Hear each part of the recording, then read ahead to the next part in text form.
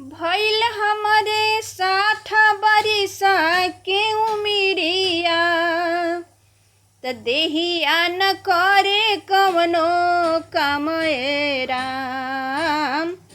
कैसे के होई अब गुजरावा बेटावा पतोहिया संगे राम।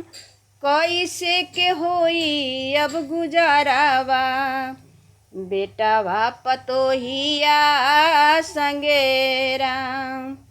नवरे महीना हम कोखिया में बबुआ के रखनी अपना ए राम। दिहनी जनम बड़ी दुखवा से दिहनी जनम बड़ी कष्टवा से मौतवा के मुहावा से बचनिए राम। दिहनी जनम बड़ी दुखवा से मौतवा के मुहावा से बचनिए राम। अचरा बिछाई हम बाबू के सोलवनी सीना से लगा के अपने दूधवा पियवनी। अचरा बिछाई हम बाबू के सोलवनी सीना से लगा के अपने दूधवा पियवनी। से हो बबुआ भइल अभी बीरान ए राम।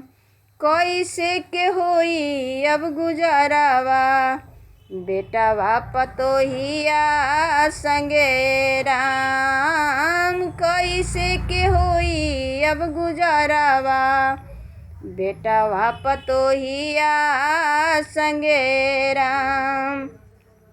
पाई पाई जोड़ी हम बाबू के पढ़वनी उच्च शिक्षा दे के हम हाकिम बनवनी।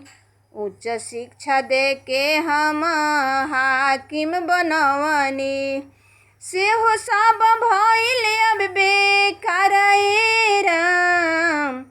पाई पाई माई बाप तरसे पाई पाई माई बाप तरसे मेहरी भइल मुख तर ए राम। कैसे के होई अब गुजरावा बेटावा पतोहिया संगे राम। कैसे के होई अब गुजरावा बेटावा पतोहिया